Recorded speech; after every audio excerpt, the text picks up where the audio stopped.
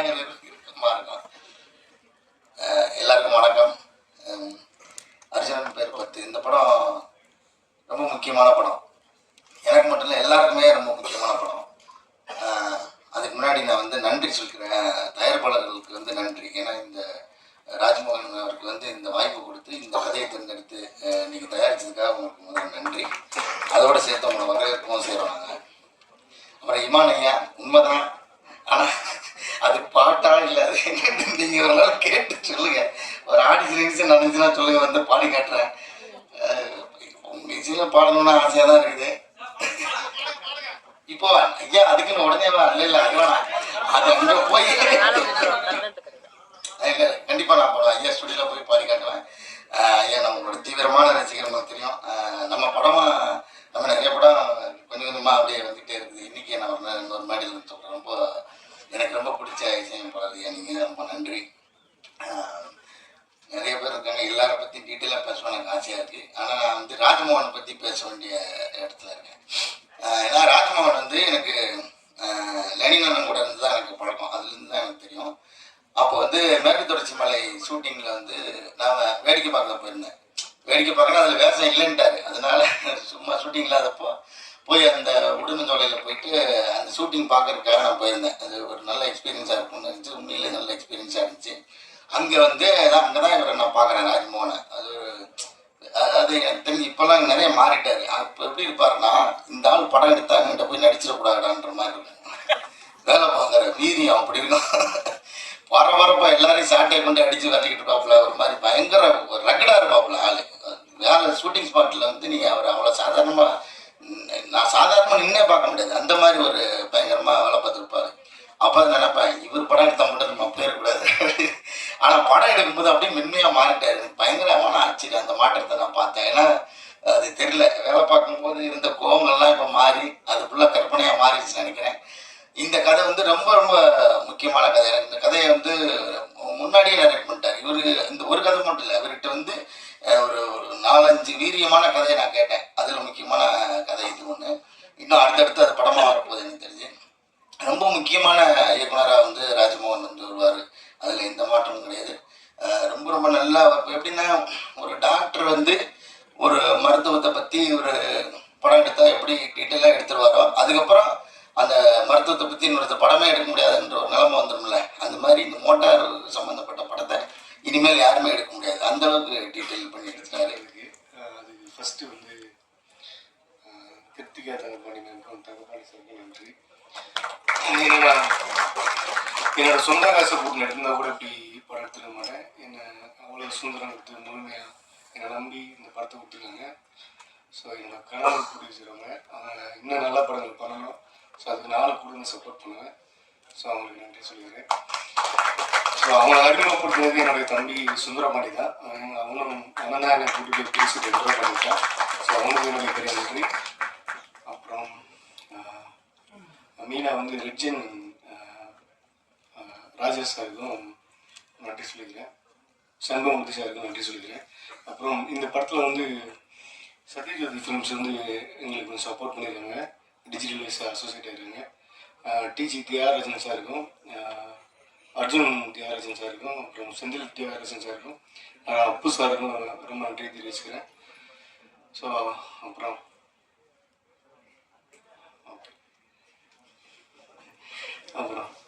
இது யோகி பாபுக்கு நன்றி சொல்லிக்கிறேன். ஏன்னா ஒரு 7 வருஷம் 8 வருஷம் நான் சினிமாவில் இல்லை, நான் வெளியே வந்துட்டேன். ஒரு டிரைவராக தான் வண்டி ஓட்டிகிட்டு இருந்தேன்.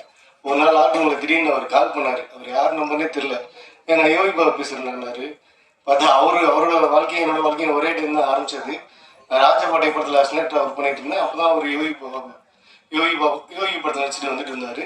ஸோ அவருக்கு நான் கிளாப் படிச்சிருக்கேன். ஸோ அந்த ஒரு இதில் அவரோட குரோத் கொஞ்சமாக வளர்ந்துட்டே இருந்துச்சு. நானும் அவர் கூட பேசிட்டு இருந்தேன். ரொம்ப பீக் போயிட்டாப்புல. அதுக்கப்புறம் நான் அவர்கிட்ட தொடர்புல இல்லை, அவர் நம்பரும் என்கிட்ட இல்லை. இப்போ திடீர்னு ஒரு நாள் கால் பண்ணியிருந்த போது என்னடா போது வண்டி ஓட்டிகிட்டு இருக்கும்போது வாடா எனக்கு ஏதாவது ஒரு கதை சொல்கிறான்னு சொன்னார். ஸோ அப்படி ஆரம்பிச்சு தான் அன்றைக்கி அர்ஜுனன் பேர் 10 100வது படமாக வந்திருக்குது. கோயில்காவான ரொம்ப நன்றி. அப்புறம் படம் ரொம்ப சந்தோஷமான ஒரு நிகழ்ச்சி. ஏன்னா அவனை நான் வெளிப்பிள்ளைலேருந்து பார்த்துருக்கேன். சுசீந்திரன்ட்ட, அப்புறம் வந்து பிரபுட்ட, எஸ்ஆர் பிரபா நம்ம சுந்தரப்படி இயக்குனர் அப்புறம் லீன் கூட. ஸோ விரும்பிகளும் தெரியும். அவனை அறிமுகப்படுத்திய தயாரிப்பாளருக்கு ரொம்ப நன்றி. சில இடங்களுக்கு போனால் சில பேர் ஞாபகம் வரும், அதே மாதிரி சில பொருட்களை பார்த்தா சில பேர் ஞாபகம் வரும். அந்த மாதிரி இப்போ ரீசெண்டாக அந்த படம் அடித்த பிறகு இந்த டெட் பாடி கொண்டு போவாங்களா தங்கராதம்னு ஒரு வாட்டி, அதை பார்த்து இவன் தான் எனக்கு வருது, ராஜ்மோகன் தான் வருதுங்க டக்குன்னு அப்படின்னு. அந்த மாதிரி அவ்வளோ டீட்டெயில் அந்த அந்த அதில் ஒரு பாட்டு அந்த தங்கராதம்னு ஒரு அந்த இது டெட் பாடி கொண்டு போகிற இது, அந்த மாதிரி ரொம்ப அந்த திருட்டுன்னு சொன்னாப்புல சுப்ரமணிய சிவா அது ஏமாற்றம் சீட்டிங் அதை வந்து ரொம்ப டீட்டெயிலாக பண்ணியிருந்தாப்புல. ஒருத்தரை எப்படி சாமானியர்கள் எப்படி ஏமாத்துறாங்க அப்படின்றது வந்து ரொம்ப டீட்டெயிலாக. ஏன்னா இவன் அந்த இதில் அந்த வென்றெல்லாம் தப்பான வேணும் தம்பி தான் அதில் இருந்தனால வந்து ரொம்ப அழகாக கிட்டத்தட்ட ஒரு 3-4 வருஷம் அதில் ஃபுல்லாக இதனால் கரெக்ட் பண்ணி அந்த படத்தை தயாரிச்சிருக்காப்புல, இது இயக்கியிருக்காப்புல. ஏன்னா ஒரு இயக்குனருக்கான ஒரு எந்த விதமான இதுவுமே இருக்காது. ரொம்ப எளிமையாக இப்போ ஒரு எப்படி சொல்ல ஒரு டிஜிட்டல் ஃபிலிம் மேக்கிங் பண்ணுவாங்கல்ல, அந்த மாதிரி ரொம்ப சாதாரணமாக ஷூட்டிங் ஸ்பாட்டில் ரொம்ப எளிய கலைஞனா எல்லார்ட்டையும் ரொம்ப சிம்பிளாக பழகி ரொம்ப அருமையாக வேலை வாங்கி இல்லை நான் எப்படி சொல்லி வேலை பேப்பராக இருக்காது, சொல்கிறதான் வாயில் சரின்னு சொல்லிட்டு இப்போ அதை நம்ம மைண்டில் ஏற்றிக்கிறோம். அடுத்து திரும்ப வேறு கரெக்ஷன் சொல்லி வேறு யாராவது சொல்லுவோம், டேய் என்னடா மாற்றிக்கிட்டே இருக்கா தம்பின்னு, இல்லை அப்பப்போ ஒத்துருந்தேன் அப்படின்னா அந்த மாதிரி ரொம்ப உள்ள வந்து சொன்ன மாதிரி இந்த காலி சொன்ன மாதிரி ரத்தம் சதையுமா அந்த இந்த ஸ்கிரிப்டோடயே இருந்தனால அது அவனுக்கு டக்குன்னு ஐடியா தோணும். ரொம்ப அற்புதமான கலைஞர். கண்டிப்பாக வந்து ஒரு தமிழ் சினிமாவில் ஒரு யதார்த்த ஃபிலிம் எடுக்கக்கூடிய இயக்குநர்களில் கண்டிப்பாக கமர்ஷியல் படம் பண்ணணும்னு நினைக்கிறேன் நான். தம்பி அது மாதிரிலாம் நல்ல படங்கள் கூட ஒரு இயக்குனர் உருவாப்புல தோற்றத்தில் சாதாரணமாக தெரிந்தாலும் கொடுக்கும் கதாபாத்திரத்தை தன்வசமாக நம்மை சிரிக்க வைப்பதில் இவரை சரித்திரம். முகத்தை அசைத்தால் சிரிப்பு வெடிக்கும், அவர் மௌனமாக இருந்தால் கதையை முடிக்கும். காமெடி தளத்தில் தனித்த பாதை, தமிழ் சினிமா கொண்டாடும் புதிய கதை நாயகன். கதை நாயகர்களுக்கு இணையாக திரையில் இவருக்கென ரசிகர்கள் கூட்டம். காலம் ஒருவனை சோதிக்கும் போது அவன் துவண்டு விடாமல் சிரித்தால் அந்த சிரிப்பு வரலாறாகும். அப்படி ஒரு வரலாறு யோகி 300.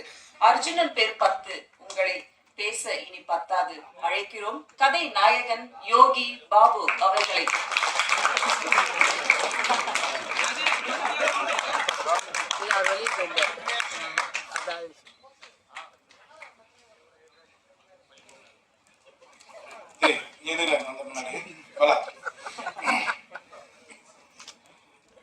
எல்லாருக்கும் வணக்கம். இந்த படத்தில் வாய்ப்பு கொடுத்த producer Thangapandi sir, Keerthika madam, Rajmohan, உங்களுக்கு ரொம்ப நன்றி. 300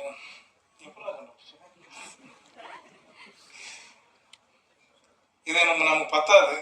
நடிகராக இருந்துட்ட நமக்கு வந்து நம்மளே ஒரு நம்பர் போட்டு நம்மளே இதை வந்து பெருமைப்படுத்துறத விட காலம் கடைசி காலகட்டத்தில் சொல்லணும். நாகேஷ் சார், மனோரமா, நான் நகைச்சுவை நடிகர் சொல்கிறேன், எல்லாரும் சேர்த்து தான் சொல்கிறேன். அந்த இடம் அந்த அந்த லெவலில் நம்ம போகணும்னு ஆசைப்பட்றேன். அவ்வளோதான். எனக்கு இது வந்து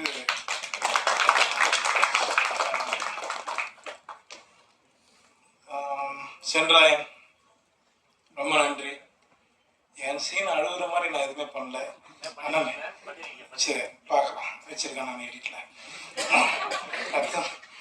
அடுத்து மைனா ரொம்ப நன்றி. நம்பிக்கைப்பா ராஜ்மோகன், நம்ம வந்து 2016 வந்து நயன்தாரா கூட நடிச்சிட்டோம். சரியா? எந்த ஹீரோனி நடிக்கணும் நம்மள அதை பற்றி கவலை இல்லை, கதை தானே நம்ம முக்கியம். சரிங்களா? ரொம்ப நன்றி நீங்கள் என் கூட நடிச்சதுக்கு. இமான் சார் பற்றி சொன்னோன்னா அவர் பயங்கரமாக என்ன பாருன்னாரு. நான் உண்மையிலே சொல்கிறேன், அவர் எனக்கு ரொம்ப பிடிச்ச ஒரு மியூசிக் டைரக்டர். ஏன்னா நாங்கள் வந்து பிரபு சலமன் சார் படம் பண்ணிகிட்ருக்கோம். அப்போது மேம்போ படத்தில் வந்து அதிகமாக பிரபு சலமன் சார் வந்து நானும் அவரும் உங்களை பற்றி தான் சார் நிறைய பேசிகிட்டு இருக்கோம். ஏன்னா அந்த அளவுக்கு உங்களை பற்றி ரொம்ப பெருமையாக சொல்லுவார். நானும் அவங்க கூட பேசிகிட்டு இருக்கேன், பழகிட்டு இருக்கேன்.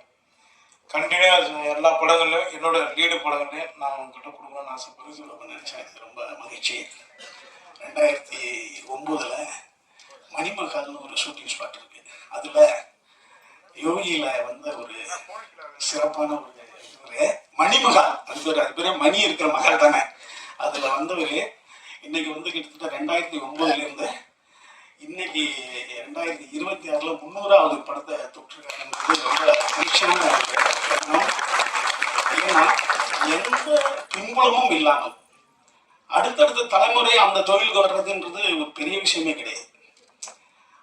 எந்த பின்புலமும் இல்லாமல் ஏதோ ஒரு திருவண்ணாமலையில் ஒரு இடத்துல வந்து என்னது என்ன பந்தல் பாதை, வாழைப்பந்தல் ஏரியா, வாழைப்பந்தல் வட்டம், அதுக்கு பக்கத்தில் இருக்கிற ஒரு மேல் நகரம் மேலா அப்படின்ற ஒரு கிராமத்திலேருந்து வந்து தனி மனிதனாக போராடி இந்த ரஜினி இந்த விஜயகாந்த்லாம் சொல்ற மாதிரி தான் சினிமாவுக்கான எந்த இதுவும் யாருக்கும் இவங்களுக்கெல்லாம் இல்லையாப்பா அப்படின்ற மாதிரி இருந்த ஒரு நிலையில் தனக்கென்ற ஒரு மிகப்பெரிய ஒரு மார்க்கெட்டை, என்னன்னா ஒரு மனிதனுடைய கையெழுத்து ஆட்டோகிராஃபா மாறிடணும், அவன் வெற்றியாளன். ஒரு மனிதனுடைய போட்டோ வீட்டுல மாட்டப்படும். யோகி பாபுனா வாங்க என்ன செல்ஃபி எடுத்துன்னு வீட்டுல மாட்டுறாங்கல்ல, ஒருத்தவங்க பட்டம் வீட்டுல மாட்டப்படணும். என்ன, ஒருத்தவங்களுடைய சொல் தெரியாத மனிதனும் கேட்கப்படணும். யார் அவர் பேசுறாரு, நல்லா இருப்பா அப்படின்னு நம்ம யாருமே தெரியாதவன் கேட்கணும். இப்படிலாம் போயிட்டு அவன் மாபெரும் ஆசீர்வதிக்கப்பட்டவன் வெற்றியாளன். வேற இன்னும் ஒரு மோட்டிவேஷன் சாங் இருக்கு, பொறு மனமே பொறு அப்படின்ற ஒரு பாடல். அதுல அறிமுகமாக இருக்கிற singer Hriday please. Super singer ஃப்ரெட்டர்னிட்டிலேருந்து நிறைய சிங்கர்ஸ் நான் அறிமுகப்படுத்தியிருக்கேன். ஆச்சு ஒவ்வொரு இத்தனை வருடங்கள்ல ஈஸியாக 145 சிங்கர்ஸ் அறிமுகப்படுத்திருக்கேன். ஒரு சூப்பர் சிங்கர் ஃப்ரெட்டர்னிட்டியில் மட்டுமே ஒரு 30 சிங்கர்ஸ் ப்ளஸ் அறிமுகப்படுத்திருக்கேன். ஸோ அதில் ஹிருதய் ஒரு ரொம்ப ப்ராமிசிங் டேலண்ட். வாழ்த்துக்கள் ஹிருதய், ஹேவ் அ லாங் போயிட்டுக்கோ, வாழ்த்துக்கள். அண்ட் இன்னொரு ஒரு சாங் பிரபஞ்சமே என்னோடு இது அப்படின்ற ஒரு பாடல். அந்த பாடலை பாடிட்டு ஃபர்ஹான் நவாஸ் அவர்கள் ஆக்சுவலாக துபாயில் வேற ஒரு நிகழ்ச்சிக்காக போயிருந்தபோது அந்த நிகழ்வில் அவர் ஒரு பாடல் பாடியிருந்தாரு. ரொம்ப அற்புதமாக பாடியிருந்தார். ரொம்ப ஒரு வசீகரிக்கும் குரல் அவருக்கு. ஸோ அவரும் சூப்பர் சிங்கர் லேட்டராக வந்து துபாயில் பார்த்த பையன் தானே நீ அப்படின்னு வந்து கேட்டிருந்தேன். ஸோ அவரும் இந்த படத்தில் ஒரு பாடல் பாடியிருக்காரு. எங்களுக்குலாம் இதுதான் முதல் பாடல். உங்களுக்கு பல மேடைகள் கிடைக்கணும், பல வெற்றிகள் உங்களுக்கு கிடைக்கணும். இதெல்லாம் அனுகிரகம் கூட இருக்கணும்னு நான் வேண்டி இருக்கேன். நன்றி. சந்தோஷமா இருக்கு, ரொம்ப மகிழ்ச்சியா இருக்கு. என்னுடைய மேடை மாதிரி இருக்கு. என் திரைப்படத்துல நான் பணிபுரிந்த டெக்னீஷியன்ஸ் ஆல்மோஸ்ட் ஆடிட்டர் சேகராக இருக்கட்டும், இமான் சாராக இருக்கட்டும், எடிட்டர் காசி விஸ்வநாதன் சாராக இருக்கட்டும், என்னுடைய நெருங்கிய நண்பரான லெனின் பாரதி, எல்லாரும் இந்த திரைப்படத்தில் ஒர்க் பண்ணியிருக்காங்க. ஸோ ரொம்ப மகிழ்ச்சியாக இருக்கு. ராஜ்மோகன் என்னுடைய ராஜபாட்டி திரைப்படத்தில் உதவி இயக்குனராக ஒர்க் பண்ண. அப்படி அது எப்படின்னா வந்து நான் வீட்டிலேருந்து பாலசாமிக்கு ஒரு ரெடியாக கடைக்கு போயிட்டு இருந்துச்சு, போஸ்ட் ப்ரொடக்ஷன் போயிட்டு இருந்துச்சு. வீட்டுக்கு முன்னாடி வந்து நிற்பான், நான் கூப்பிட்டு சொல்லுவேன் அடுத்த வாரம் பார்த்தேன் வீட்டு. பிரசாத் லேபுக்கு போடிக்கும் போது அங்கே போய் நிற்பான். வீட்டிலேருந்து பிரசாத் லேபுக்கு போகிறதுக்கே வந்து நின்றுப்பான். அது அடுத்த வாரம் வர சொன்னால என்னை வந்து ரொம்ப டார்ச்சர் பண்ணி என்கிட்ட வந்து வாய்ப்பு வாங்கினது வந்து இவன்ட்டு இருந்து தப்பிக்கணும்னா வாய்ப்பு கொடுத்தாதான் நம்ம தப்பிக்க முடியும் அப்படின்ட்டு வேற வழியே இல்லாமல் நான் வாய்ப்பு கொடுத்தது இவனுக்கு தான். ஸோ ரொம்ப நல்ல ஒரு உதவி இயக்குனர், ரொம்ப நல்ல மனிதன். நிச்சயமா இந்த திரைப்படம் மிகப்பெரிய வெற்றி அடையணும். இந்த திரைப்படத்தில் வந்து வெல்கம் பண்றேன் முதல்ல தயாரிப்பாளரை கிருத்திகா தக்கபாண்டியன். ரொம்ப மகிழ்ச்சியா இருக்குது. நிறைய மேடையில் நான் சொன்னதுதான், தி பெஸ்ட் திரைப்படங்கள் அப்படின்ட்டு நம்ம சேதுவா இருக்கட்டும், அழகியா இருக்கட்டும், நம்ம சுப்பிரமணியவரமா இருக்கட்டும், வெண்ணிலா கபடிக்குழுவா இருக்கட்டும், எல்லா திரைப்படங்களுமே முதல் திரைப்படம் ஃபர்ஸ்ட் தயாரிப்பாளர் எடுத்த திரைப்படங்கள் தான் தி பெஸ்ட் திரைப்படமாகவும் நல்ல திரைப்படங்களாகவும் தமிழ் சினிமாவுக்கு வந்திருக்கு. ஏன்னா அந்த முதல் தயாரிப்பு பண்ணும்போது மட்டும் அவங்களுக்கு வந்து கதையை நம்பி அந்த கண்டென்ட்டை நம்பி பண்ணுவாங்க. ஸோ அப்படி இந்த கண்டென்ட்டை நம்பி பண்ண தயாரிப்பாளருக்கு என்னுடைய வாழ்த்துக்களும் நன்றியும். இந்த மேடையில் இருக்க எல்லாரும் என் ஃப்ரெண்ட்ஸு, நான் யாரை சொல்றதுன்னு தெரியல. ஆஹ் நான் ஃபஸ்ட்டு ட்ரெயிலர் எனக்கு காமிச்சோன்னே யார் கேமராமேன் தான் கேட்டேன். ஸோ ரொம்ப கேமராமேன் ரொம்ப வந்து இந்த பட்ஜெட்டுக்கு ஒரு நல்ல குவாலிட்டி கொடுத்துருக்கீங்கிறது ரொம்ப ரொம்ப நல்லா இருக்கு. என்னுடைய வாழ்த்துக்களை தெரிவிச்சுக்கிறேன். இப்படியே ஆரம்பிச்சோம்னா சுப்பிரமணியன், தாசன், மதன் பிரதரு, அப்புறம் எல்லாருமே என்னுடைய கிட்டத்தட்ட தாசன் என்னுடைய அறிமுகம், நம்ம இவரு என்னுடைய அறிமுகம். ஸோ அதெல்லாம் எனக்கு ரொம்ப பெருமையா இருக்குது. கார்த்திக் இசை நாயகன் இமான் சார் அவர்களையும் மற்றும் நமது படக்குழுவினர் அனைவருக்கும், அதோடு மட்டுமல்லாமல் எங்களுடைய அழைப்பை ஏற்று வருகை தந்திருக்கும் சிறப்பு அழைப்பாளர்கள், டைரக்டர்ஸ் அண்ட் பத்திரிகை நண்பர்கள் மற்றும் எங்களுடைய நண்பர்கள் அனைவருக்கும் என்னுடைய நன்றி கலந்த மாலை வணக்கத்தை தெரிவிச்சுக்கிறேன். எனக்கு ரொம்ப நாள் ஆசை இந்த மாதிரி வந்து பார்த்தீங்கன்னா சினிமா ஃபீல்டில் போகணும் அப்படின்னு. பேசிக்காகவே நாங்கள் வந்து பார்த்தீங்கன்னா எங்களுடைய பயணம்ன்றது வந்து டெக்னாலஜி ஃபீல்டில், ஐடி இண்டஸ்ட்ரியில் தான் வந்து பார்த்தீங்கன்னா ஆரம்பிச்சிச்சு. அந்த துறையில் வந்து பார்த்தீங்கன்னா அட்மோஸ்ட் வந்து பார்த்தீங்கன்னா யூனிக்கான ப்ராடக்ட்ஸ் கடந்த ஒரு 18 இயர்ஸாக வந்து பார்த்தீங்கன்னா வேர்ல்டில் எந்த ப்ராடக்ட் வந்தாலும் இமீடியட்டாக நாங்கள் வந்து பார்த்தீங்கன்னா அதுக்கு ரிசர்ச் பண்ணி அந்த ப்ராடக்டை வந்து மோஸ்ட்லி நம்ம ஒன்றா கொடுக்குறதுக்கு ட்ரை பண்ணுவோம். அந்த மாதிரி வந்து பார்த்தீங்கன்னா வளர்ந்து வந்த பாதை வந்து எல்லாமே பில்ட் ஃப்ரம் ஸ்க்ராட்ச். எங்களுடைய இது வந்து பார்த்தீங்கன்னா நாங்கள் எங்களுடைய லைஃப், எங்களுடைய இது எல்லாமே நாங்கள் ஸ்க்ராட்ச்லேருந்து உருவாக்குனது தான். அதே மாதிரி தான் நாங்கள் உங்களை எல்லாரையும் நம்பி வந்திருக்கோம். இந்த துறையிலையும் வந்து பார்த்தீங்கன்னா கண்டிப்பாக ஒரு பெரிய சாதனை பண்ணுவதற்கு நீங்கள் அனைவரும் எங்களுக்கு உறுதுணையாக இருப்பீங்கன்னு நான் நம்புகிறேன். ஏன்னா அந்த மாதிரி தான் வந்து பார்த்தீங்கன்னா நான் ஒரு 4-5 வருஷத்துக்கு முன்னாடியே வந்து பார்த்தீங்கன்னா கண்டிப்பாக வந்து பிஸ்னஸில் ஓரளவு நல்லா பண்ணிகிட்ருக்கோம். அடுத்து நம்ம போக வேண்டியது வந்து பார்த்தீங்கன்னா 2 ஃபீல்டு தான். ஒன்று வந்து பார்த்தீங்கன்னா அரசியல், 2வது சினிமா. அரசியல் ஆல்ரெடி நாங்கள் இருக்கோம். ஆல்ரெடி வந்து பார்த்தீங்கன்னா அரசியலில் தான் நாங்கள் வந்து ட்ராவல் பண்ணிகிட்டு இருந்தோம். இந்த கடந்த ஒரு 5 வருஷமாக ட்ராவல் பண்ணிகிட்டு இருக்கோம். அதை தாண்டி வந்து பார்த்தீங்கன்னா சினிமாவில் இப்போ ஒரு சின்ன மைல்கல் வந்து பார்த்தீங்கன்னா நம்ம தமிழக மக்களை நம்பி நாங்கள் வந்து பார்த்தீங்கன்னா இறங்கியிருக்கோம். ஒரு நல்ல நோக்கத்தில் நல்ல ஒரு கதையை எங்களுக்கு வந்து ஆரம்பமே நல்ல கதையாக அமைஞ்சிச்சு. அது என்னுடைய சகோதரர் சுந்தரபாண்டி மூலமாக வந்து பார்த்தீங்கன்னா வந்துச்சு. நம்மளுடைய இயக்குனர் வந்து ராஜ்மோகன் சார் வந்து பல வழியில் ட்ரை பண்ணியிருக்காரு. பட் வந்து பார்த்தீங்கன்னா நானும் அதை மாதிரி வந்து ஏதாவது ஒரு நல்ல ஒரு கண்டென்ட்டாக நல்ல ஒரு விஷயம் வந்து பார்த்தீங்கன்னா வந்துச்சு, நம்ம பண்ணலாம், ஒரு சின்ன பட்ஜெட்டில் பண்ணலாம் அப்படின்னு ட்ரை பண்ணிட்டு இருக்கும்போது தான் இந்த ஒரு கதையை வந்து பார்த்தீங்கன்னா ஒரு 4 மணி நேரம் உட்காந்து விடாமல் இன்ச்சு பிரிச்சா ஒரு 2 பாட்டில் தண்ணியை முழுசாக குடிச்சு சொன்னார் நம்ம ராஜ்மோகன் சார். அதனால வந்து எனக்கு இதுதான் புதுசு கதை கேட்குறதே புதுசு. கதை கேட்டுட்டு இருக்கும்போதே வந்து பார்த்தீங்கன்னா கொஞ்சம் நிறைய இன்ட்ரப்ஷன்ஸ் இருந்துச்சு. இருந்தாலுமே அவருடைய வேலையை கரெக்டாக பண்ணி வந்து பார்த்தீங்கன்னா அந்த கதையில் நான் முழுசாக கேட்கல. ஆனால் பட் மேம் வந்து ஃபுல்லாக கேட்டாங்க. வீட்டில் வந்து அவங்க ஃபுல்லாக கதையை கேட்டாங்க. ஓகே பண்ணிடலாம் அப்படின்னு வந்து பார்த்தீங்கன்னா அப்பயே கிரீன் சிக்னல் கொடுத்துட்டு அப்பயே கையில் வந்து பார்த்தீங்கன்னா அட்வான்ஸ் ஒரு 5 லட்ச ரூபா எடுத்து கொடுத்து நீங்கள் போய் வேலையை ஆஃபீஸ் போட்டு ஆரம்பிச்சிருங்க அப்படின்னு சொல்லிட்டு